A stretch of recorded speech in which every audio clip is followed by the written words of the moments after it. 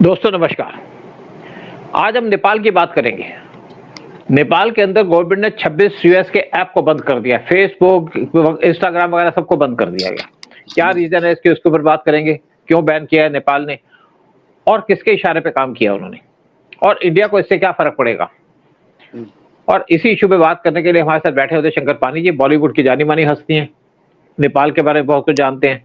तो उदय शंकर पानी, आप क्या सोचते हैं कि नेपाल के अंदर जो 26 यूएस के ऐप को बंद किया है, किसके कहने पे किया है? और चाइना इसका इसमें क्या इंटरेस्ट होगा? इंडिया इसमें क्यों चुप बैठा हुआ है? और यूएस के का इसपे क्या इम्पैक्ट पड़ेगा यूएस के ऊपर? आप सिर्फ सर चाहेंगे ये कि आप अपने कमेंट दीजिए। हाँ, ये definitely it has got to do with ये जो ट्रम्प की जो दादागिरी सब चल रही है चारों ओर और इंडिया और चाइना की जो नई दोस्ती शुरू हुई है तो उससे ही इसके तार जुड़े हुए हैं इन चीज़ों के एंड वैसे भी लेफ्टिस्ट गवर्नमेंट है उनकी, नेपाल की और वहाँ पर जो प्रो रॉयल्टी फैमिली के लिए जो चल रहा था उनका एजिटेशन, डेमोन्स्ट्रेशंस। हाँ डेमोन्स्ट्रेशन एजिटेशन जो भी मूवमेंट चल रहा है वो काफी जोर पकड़ रहा है और वहाँ स्टेबिलिटी तो है नहीं सर किसी के भी। वहाँ कोई मोदी जैसा तो बंदा है नहीं कि जिसको गवर्नमेंट मिल जाए 10, 11, 15 साल या 20 साल तक वो करे। वहाँ तो साल 2 साल के अंदर आपका प्राइम मिनिस्टर चेंज हो जाता है बिल्कुल। तो बट ये जो ऐप इन्होंने अभी बंद किए हैं अमेरिका के, I am sure it has got lot to do with their love for China and the newly ये जो पूरी दुनिया भर में गुस्सा आ रहा है जो अमेरिका के against, I am sure it is something like that. देखिए, नेपाल की पॉपुलेशन है 3 करोड़ की और 1 करोड़ नेपाली इंडिया के अंदर रहते हैं। हिंदू कंट्री है और वहाँ पे 2006 में डेमोक्रेसी स्टार्ट हुई थी और डेमोक्रेसी इसलिए स्टार्ट हुई थी कि इंडियन गवर्नमेंट उस टाइम पे जो मनमोहन सिंह की गवर्नमेंट थी, जी उन्होंने कोई काम नहीं किया। वो राजा को हटाना चाहते थे। सोनिया गांधी उसको पसंद नहीं करती थी। सोनिया गांधी एक बार गई थी राजीव गांधी के साथ नेपाल के अंदर और विजिट करना चाहती थी वहां पे टेम्पल के अंदर, पशुपतिनाथ टेम्पल जो बहुत फेमस है। लेकिन पशुपतिनाथ टेम्पल के जो पुजारी है उन्होंने सोनिया गांधी को परमिशन नहीं दी कि टेम्पल के अंदर एंटर कर सके क्योंकि क्रिश्चियन है। और इससे राजीव गांधी नाराज हो गए थे और राजीव गांधी नाराज होकर के उन्होंने सैंक्शन लगा दी थी नेपाल के ऊपर, सप्लाई ड्राइव बंद कर दी थी, जिससे नेपाल को बहुत नुकसान हुआ और नेपाल के जो लोग हैं उनका एंटी इंडिया एजेंडा फैल गया, उसको बहुत मदद मिली और वहां पे डिमॉन्स्ट्रेशन शुरू हो गई। बाद में राजा को अपनी गद्दी खोनी पड़ी और गद्दी खोने के पीछे भी मनमोहन सिंह के गवर्नमेंट के टाइम में सोनिया गांधी का हाथ था। जब वहां पे डेमोक्रेसी आई तो उस टाइम पे जो कम्युनिस्ट कुछ लीडर थे, येचुरी, वो नेपाल के अंदर गए और नेपाल के अंदर जाकर के उन्होंने चाइनीज एम्बेसी से बात की लेकिन इंडियन एम्बेसडर से बात नहीं की और वो सोनिया गांधी के रिप्रेजेंटेटिव थे जिनको नेपाल भेजा गया था। और ये सारा कुछ होता रहा और इससे इंडिया की जो इन्फ्लुएंस था नेपाल के अंदर वो कम हो गया और राजा को बाद में अपनी गद्दी खोनी पड़ी। जब राजा की गद्दी खो गई तो उसके बाद वहां पे कम्युनिस्ट गवर्नमेंट आ गई, कोई मॉइस्ट गवर्नमेंट थी वहां पे, सीपीएन मॉइस्ट, वो गद्दी में बैठ गए और उस टाइम पे प्रचंड उनके पहले प्राइम मिनिस्टर बने थे और उनकी पहली विजिट हुई थी चाइना के अंदर। अदरवाइज नेपाल के अंदर एक कल्चर था या एक सिस्टम था कि जो भी उनका पीएम बनेगा वो इंडिया के अंदर विजिट करेगा। राजा के टाइम में ये काम चलता रहा। लेकिन आज जो केपी ओली हैं, ये टोटल चाइना के कब्जे में है या चाइना के पिट्ठू हैं और चाइना के एजेंट भी कहा जाता है इनको। जब पिछली बार एक चाइना की एक लेडी एम्बेसडर थी तो उनके साथ कहा गया था इनके बड़े स्पेशल लिंक थे और तब इन्होंने इंडिया के खिलाफ बहुत ज्यादा एजेंडा फैलाया था। पीएम मोदी पावर में आने के बाद जो उनकी सेकंड विजिट थी फॉरेन की, वो थी 2014 की बात कर रहा हूँ, वो थी नेपाल के अंदर। इनको बहुत ज्यादा प्रोमिनेंस मिली नेपाल के अंदर। उसके बाद जब उनकी सेकंड विजिट हुई तो उस टाइम पे उनको वहां पे इंपॉर्टेंस नहीं दी गई क्योंकि कहा गया कि पीएम मोदी की लाइफ पे अटेम्प्ट हो सकती है। और उसके बाद पीएम मोदी ने वहां पे जाना ठीक नहीं समझा क्योंकि वहां पे कम्युनिस्ट गवर्नमेंट थी और कम्युनिस्ट गवर्नमेंट का एजेंडा था एंटी इंडिया। आज भी उनका वही एजेंडा है। केपी ओली टोटली एंटी इंडिया है और केपी ओली ने जो लिपुलेख का जो एरिया है उसको कहा था कि पार्ट है नेपाल का, जबकि इंडिया का पार्ट है। और एक बार पहले भी इशू उठाया था तो इंडिया ने उनको चुप कराने के लिए पैसे दे दिए थे कि आप लो इतने पैसे, छोटा सा एरिया है, इस पे आप ज्यादा शोर मत जाओ। वो पैसे दे दिए थे लेकिन उसके बाद भी ये इशू उठा रहे हैं इस टाइम पे बार बार। लेकिन अब यहाँ पे केपी ओली इन्होंने क्यों यहाँ पे अमेरिकन के जो 26 इनके जो फेसबुक वगैरह है उसको बंद करा दिया। आपने देखा होगा एससीओ मीटिंग हुई थी चाइना के अंदर, जहां पे केपी ओली भी गए थे, और केपी ओली बहुत क्लोज है चाइना के, क्योंकि इनको पैसे भी देता चाइना केपी ओली को। तो उनको चाइना ने कहा आप यहाँ पे ऐप्स को बंद कर दो, अमेरिकन ऐप्स को बंद कर दो, तो इन्होंने ऐप्स को बंद कर दिया। दूसरी प्रॉब्लम वहां पे चल रही थी कि वहां पे डिमॉन्स्ट्रेशन हो रही थी, लोग चाहते हैं कि राजा का रूल आ जाए नेपाल के अंदर वापस, क्योंकि नेपाल के अंदर स्टेबिलिटी नहीं है। 2006 से लेकर 2025 तक कम से कम 20 प्राइम मिनिस्टर चेंज हो चुके हैं नेपाल के अंदर।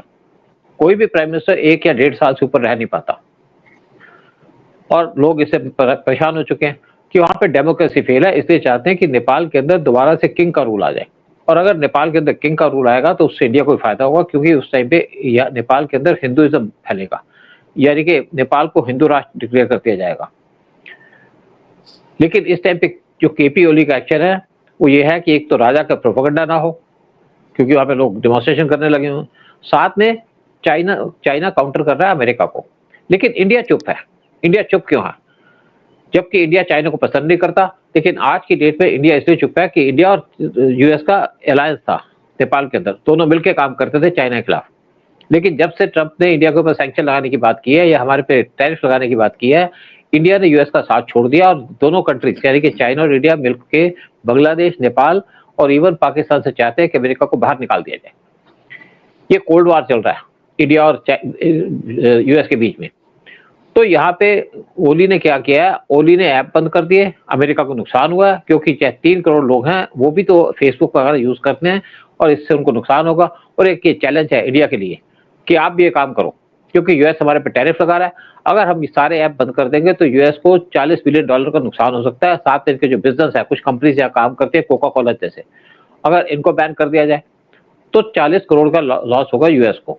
तो एक इंडिया के लिए भी लेसन है, इंडिया के लिए एंगल भी दिया गया इस टाइम पे। लेकिन इस टाइम पे इंडिया इसलिए चुप है कि इंडिया इस टाइम पे यूएस को टारगेट करना चाहता है। हमारा चाइना को तो हम सेकंड दुश्मन मान रहे हैं आज की डेट में। हमारा जो नंबर 1 एनिमी है वो इस टाइम पे यूएस है, जो हमारे पे टैरिफ लगा रहा है। और केपी ओली को इंडिया पसंद नहीं करता, ना इंडिया को केपी ओली पसंद करता है। लेकिन फिर भी इंडिया इस टाइम पे साइलेंट है, क्योंकि इंडिया वेट कर रहा है सिचुएशन की, जब तक यूएस अपना एटीट्यूड चेंज ना करे या चाइना का एटीट्यूड डिफरेंट हो जाए। क्योंकि चाइना इंडिया का दुश्मन था, लेकिन आज चाइना इंडिया से कंपटीशन नहीं कर रहा, वो कहते हैं पार्टनर्स है। हाँ, सूद साहब, हिंदुस्तान की अगर बात करें तो वो कुछ धर्म संकट में इस टाइम फंसे हुए हैं, because America is a natural ally, बहुत बड़ी कंट्री है, और उनके साथ रिलेशन खराब करेंगे नहीं, क्योंकि अभी देखिए कि जो भी उन्होंने हरकतें की, गड़बड़ पागलपंती की, जो भी ट्रंप ने, कोई रिस्पांस नहीं आया मोदी जी की तरफ से। मोदी जी का पहला रिस्पांस आया जब इसने प्रो इंडिया कुछ अभी कमेंट दिए हैं ट्रंप ने, तो नेचुरली वो हमारे वो नेचुरल एलाई हैं।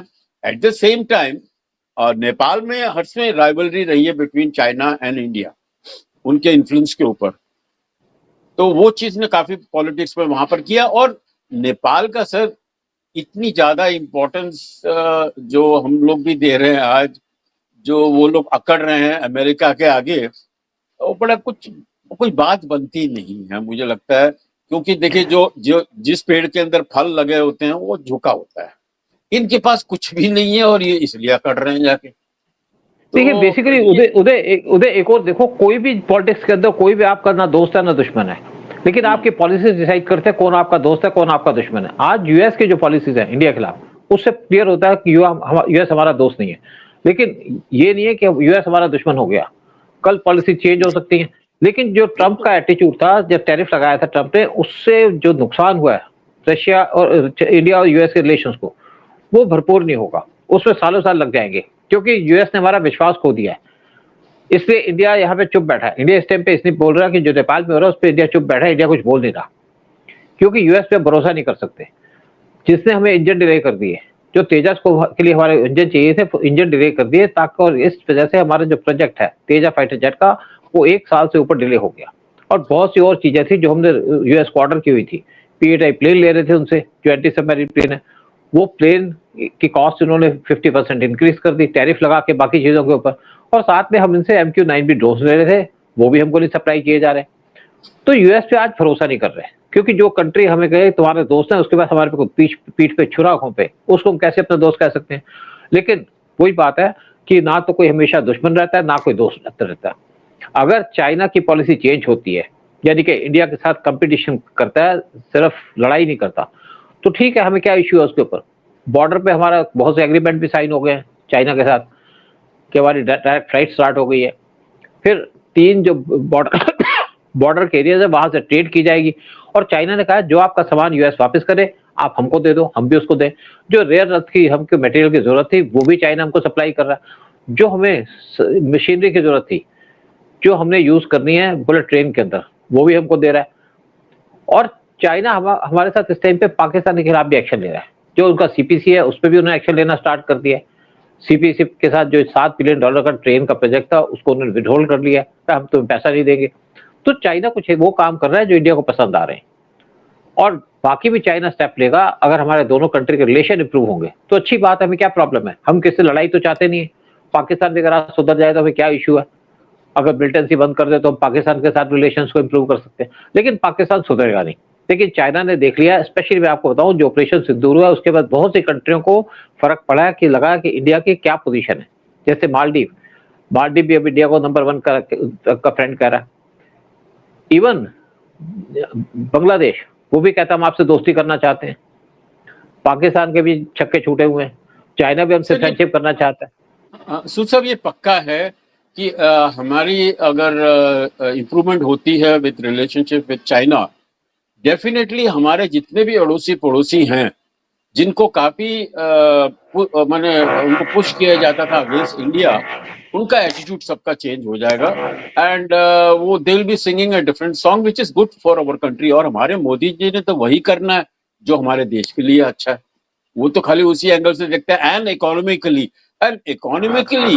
चाइना और इंडिया एक ऐसा कॉम्बिनेशन है जिसने अमेरिका के मतलब पसीने छोड़ा दिए। और इसीलिए आज अमेरिका का भी गाना चेंज हो रहा है, उनकी ट्यून चेंज हो रही है। करनी पड़ेगी। अब अभी बिकमिंग प्रो इंडियन एब्सोल्युटली, तो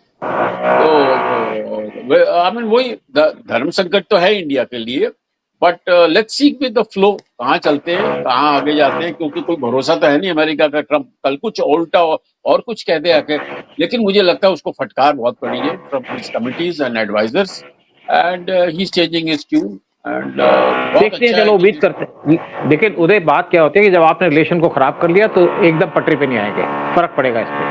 और जो ट्रम्प का एटीट्यूड है उससे फर्क तो पड़ेगा दोनों कंट्री के रिलेशन के ऊपर। और इंडिया जिस तरीके से मूव कर गया है चाइना की तरफ और रशिया की तरफ, इंडिया वापस नहीं आएगा। ठीक है, हम यही प्रोग्राम खत्म करते हैं। और यही है कि जो नेपाल के अंदर इस टाइम पे एक्शन हुआ, वो इसलिए हुआ है कि जो ट्रम्प का एटीट्यूड है उसका इम्पैक्ट पड़ा है। जय हिंद, जय भारत। जय हिंद सर। और नेपाल को सद्बुद्धि दे, उसका ख्याल रखे। हमारे छोटे भाई हैं, हमारे रिश्तेदार हैं, and we really mean lot of good to Nepal. एकदम राम। Thank you.